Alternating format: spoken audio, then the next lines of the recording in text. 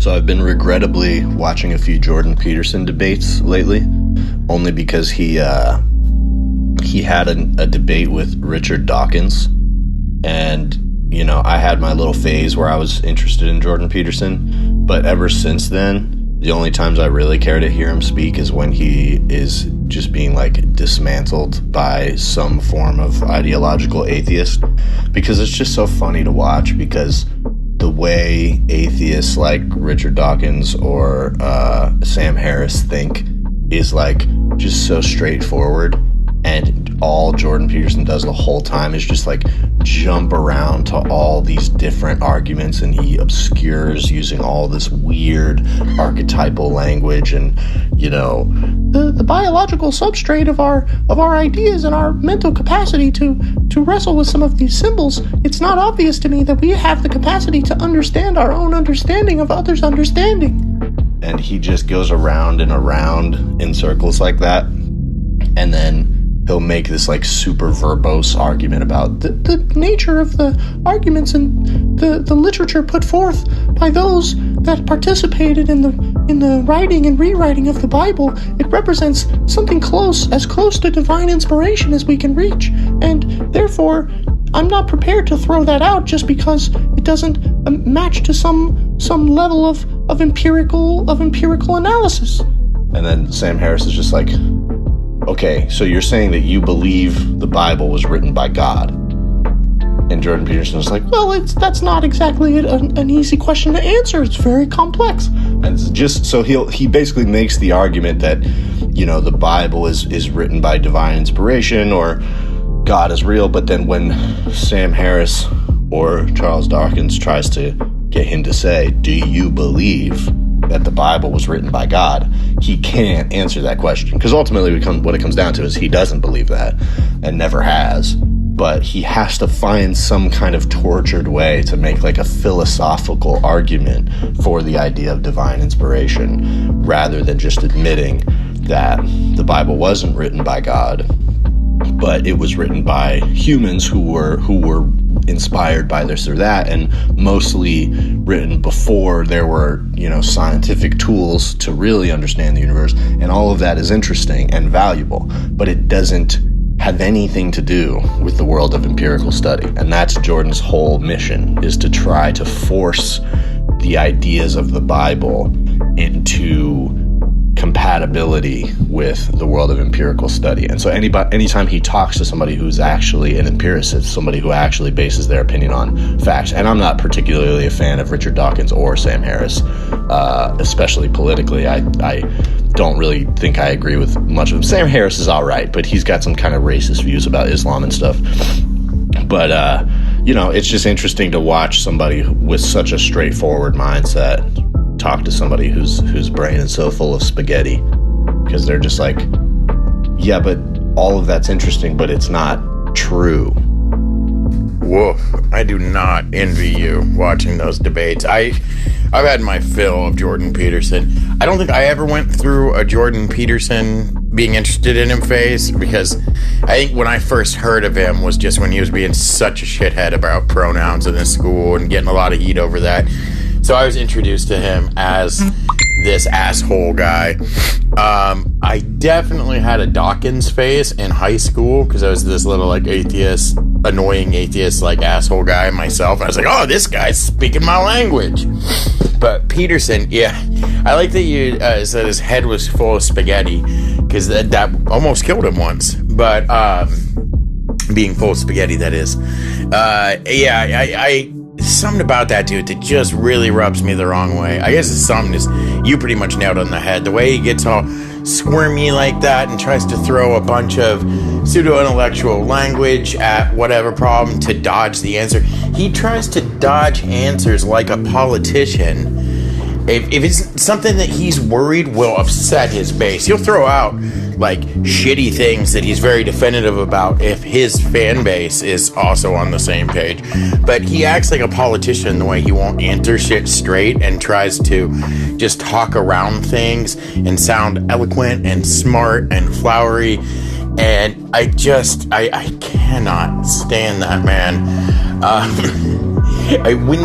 Was it you or Ian that gave me the 12 Reasons Why as a joke gift at work one day when we used to work together downtown. I feel like that now I know why you guys had that book in your apartment if you went through a short Peterson phase. Speaking of that book being in an apartment, though, I held on to that for a long time, or I guess I still technically have it, because I was going to joke re-gift it to somebody. I was like, someone will come along that will appreciate this as a shitty gift. And I just had it sitting on my shelf for probably a year and a half. And then a little over a year ago, I had this girl coming over to my apartment that I'd been on a couple dates with. She was coming back to my place for the first time, or she was coming over here, not back to my place. We weren't out, but it kind of happened suddenly that she was coming over. We just texted and stuff. So I was like running around, straightening up my apartment real quick, trying to, make it look like I don't live like a slob. And I like run by my bookshelf and I just see it out of the corner of my eye. And I'm like, oh, can't see this on my shelf. So I grab it and I stash it somewhere real quick. And I completely forgot about it for like weeks and weeks. And every now and then it pops into my head like, where the fuck is that copy of 12 Reasons Why? I got to get rid of that. That girl is now my wife who lives with me in this apartment. And I'm terrified she's going to find it one day and think I'm a closet Peterson fan. Yeah, he has some kind of like interesting underlying things going on with his like general philosophy. He had some lectures out from before he blew up over the pronouns thing, where he's just talking about, I guess psychology, but it kind of wanders into philosophy and evolutionary biology and stuff, and it can be interesting to listen to, but that's where his whole kind of project falls apart, because he sort of insists on trying to extrapolate his psychology knowledge into a larger worldview, political, scientific, theological worldview, and it just becomes a hodgepodge at a certain point.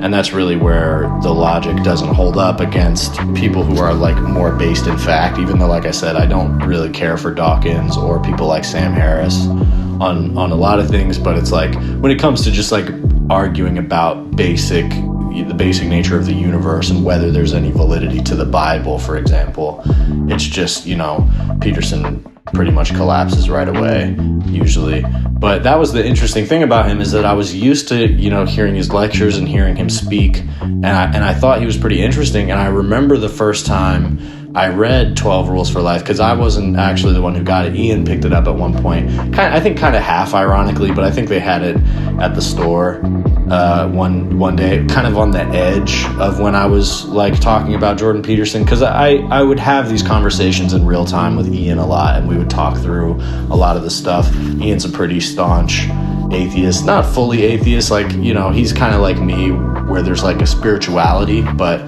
he's definitely like, he just came up in the Christian church, and so that turned him off from the Christian church, as it tends to do. And so, we would debate about that sort of thing. But that was, when he picked up that book, I think it was just like, oh, well, fuck it, I suck at cleaning my room, maybe I'll give this a shot. And I remember when I read it for the first time, within a page or two, I was struck by just like, man, this is horribly written. That book sucks, dude. I don't know if you've ever cracked it, but like, I have to say, all of Peterson's shit kind of falls flat for me at this point, but there was, at a point where the lectures and stuff that he was doing were at least interesting to listen to. But man, that book is like horrible, bro. It's like, just, it's written like any self-help book, but it's just such nonsense. And I remember one of the most disqualifying things about him for me was, very early on in that book, he mentions that that we can compare our social structures to that of lobsters, because both of our bodies work off of serotonin. And that the way that he was saying that doctors have done studies on lobsters and found, that the way that the serotonin affects the lobster's brain is comparable to the way that it affects human brains, in that like it kind of motivates your position in the social hierarchy. But an actual biologist pointed out that lobsters don't have brains. So not only does the theory that you can compare our brain's reaction to serotonin to a lobster's reaction to serotonin falls apart because lobsters don't have brains, and it's just a different type of nervous system. But also, he literally printed in his book the word the lobster's brains. And that's just wrong. That's just completely inaccurate. That's a thing that doesn't exist. So once I saw that, I was like, okay, this is just a guy who says a lot of shit about things that he has no idea about. And, that is the case for climate change and, transgender people and pretty much you name it. Most of the things he talks about at this point are things that he has no business talking about ultimately. Also, you called his book 12 Reasons Why. And I like that. I like the idea of like Jordan Peterson's 8th grade suicide note. Like, 1, you didn't help me clean my room. 2, you didn't listen to the recording mixtape that I made for you talking about the archetypal nature of the characters in our 8th grade reading assignment, Lord of the Flies. 3, you made fun of my all-beef diet. I when I was listening to your response, I realized I called it that, and I guess that's just subconsciously because the man makes me want to. Well, anyway, the lobster thing. It's similar to his Rat King thing, where I don't know if you've heard that he was famously roasted for that because he was talking about rat kings and like one rat would be it was like this rat that would survive against other rats and this and that. I can't remember what stupid ass thing he was saying, but that's not what a rat king is. A rat king is where there's so many rats in such a tight space that their tails get tangled together and there's just this mass of rats that have to move around together. It's disgusting. But he just fundamentally didn't know what he was talking about at all, like with the lobster thing. And I think he does that a lot. I think he kind of just operates under the assumption that he's the smartest person in the room at all times. And to be fair, a lot of us do that, But he seems to really, really believe it and thinks he can because I don't think that, like, he was misinformed about the Rat King thing or lobsters or anything. I think he just will hear a term and think he's smart enough to intuit what it means or where it came from or whatever. Or he saw something about lobsters and serotonin and just immediately latched onto that, not even realizing they don't have brains. It doesn't work the same as it does in a species with a brain or whatever. I think he just thinks he's smarter than everybody, will come to conclusions on things right away, assume he already knows about it, and then start pontificating on it, and use some real flowery language to sound really smart and tell you all these great ideas. And it's just infuriating. He's insufferable. That's the word for it. That's the best word to describe it, is insufferable. And no, I didn't ever actually crack the book. But I did see some clips of lectures of his and stuff, and he can make good points sometimes. I mean, the man's not an idiot. He's just a jackass. Well, and he's mostly just good at speaking. I'd say even with his silly voice, he's kind of just an interesting orator. He kind of has a way of speaking that can be interesting. But again, it's like once a few holes are poked in his logic, you just never hear it the same way again, and it just starts to sound like gobbledygook. Because that's all it takes, is just like you pull a thread here and there, and pretty much his whole thing falls apart.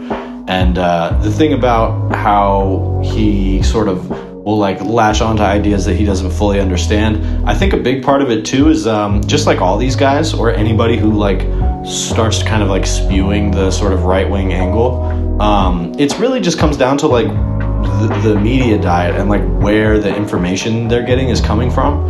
Because Jordan Peterson has a background, a scholarship background, and so he definitely like has read a lot and stuff, and I've even read some books that he has recommended, and they were quite good. Not a bunch, but he recommended this one book called Ordinary Men, about a group of like regular policemen in Nazi Germany who got recruited to basically help run concentration camps. And the point of the book is how not all of the people in the Nazi regime were even like high up, super like well-trained guards. Some of them were just people who were pulled off of the streets in Germany, and kind of what it was like for them to be thrown into that situation. And also accounts for the fact that Germany was awash, and a lot of Europe was awash in anti-Semitic propaganda at the time. So even a lot of these, quote, ordinary men were pretty steeped in the propaganda that was necessary for them to do the horrible things that they ended up doing at the internment camps. And so it's an interesting book. I'm glad that I read it. But I re-watched a clip recently of Jordan Peterson. He's not talking specifically about that book, but I know he's kind of referencing it, where he says that he has been trying to wrestle with the part of himself that knows that he would be deeply satisfied working as a concentration camp guard, a Nazi concentration camp guard. And he's wrestling with that part of himself that knows he would enjoy doing that. And he says that almost verbatim. So, if you take that clip out of context, that's a crazy fucking thing to say. What he means is he's referring to the kind of Jungian concept of psychology, where he's saying that all humans not just have capacity for evil, but they have this sort of dark side of themselves. That if that side of themselves is fed but also goes unaddressed by the individual. For example, somebody who refuses to acknowledge that they have the potential to be a bad person and do evil things. Those are the most dangerous people, because they haven't reckoned with the fact that evil does live within them, and they have to incorporate it into themselves somehow. They have to figure out how to acknowledge the dark side of themselves so that it doesn't take control of them without their knowledge, which is an interesting concept. It's a Jungian concept. So when he says that he's wrestling with the part of himself that would be satisfied as a concentration camp guard, that's what he means. He's saying that he can sort of put himself in the shoes of these, quote, ordinary men who ended up working at concentration camps. But the fact that he thinks that way says a lot to me. Not just the fact that he is, would say something like, I'm wrestling with that part of myself, but specifically putting himself in the shoes of somebody in Nazi Germany who was radicalized enough to exterminate Jews at a concentration camp, and being able to say, I can understand, or I can put myself in that person's shoes. To me, that it shows a certain kind of media and a version of history that he has exposed himself to, if that makes sense. Because another thing that he has talked about a lot, and it informs his views about cultural Marxism and communism, which is where the whole pronouns thing came from, is that, he essentially believes society is a constant push and pull between like fascist radicalization and communist radicalization. And he's kind of on the side of pushing back against the Bolsheviks, the communists, the anti-fascists, whatever. And so he labels all of that as cultural Marxism, which is pretty similar to cultural Bolshevism, which is the name that was given in propaganda to the Jews in Russia, which eventually traveled to Germany and became part of the anti-Jew propaganda that was seized on by Hitler and people like him. So, Jordan Peterson has kind of accepted this worldview that opposing the, quote, cultural Marxists, the cultural Bolshevists, is the righteous thing to do. And in the most extreme circumstances, that righteous ideology could place you in the shoes of a Nazi concentration camp guard. And he is, again, to be charitable, he's not entertaining the idea of doing that and being that guy, but he's entertaining the fact that he can understand how a person might find themselves there. And I think that speaks a lot to the kind of propaganda that he, in some cases, knowingly exposes himself to. You should look up pictures of Jordan Peterson's basement. I'm not kidding. Look that up and see what you see. I totally get that. And I get being able to put yourself in that place to recognize what humans are capable of and understand people being in extreme situations, acting differently and such. And I don't take that either. I don't take that as him saying he could see himself doing those horrible things. I understand what you're saying, and I agree with it. He is a good orator, I'll give him that. And I think his unique voice and cadence and stuff definitely lends itself to, catching your attention and holding it. Honestly, when he talks, I do pay attention to what he says. I'll give him that. I just wish there was more substance to it. I wish he didn't think he was such a fucking genius and he thought things out more rather than just assuming he already knew everything about it and then pontificating on it from there. Because he's great at doing that, but if it was a subject he was actually educated on, like apparently Soviet era art, that Soviet propaganda art that you sent me of in his basement or whatever, is fascinating that he's filled it so much with that. I looked up some more pictures. Apparently it's all over his house. There's stuff hanging up in what appears to be a dining room and a living room. It's not just his basement. This dude's really into it.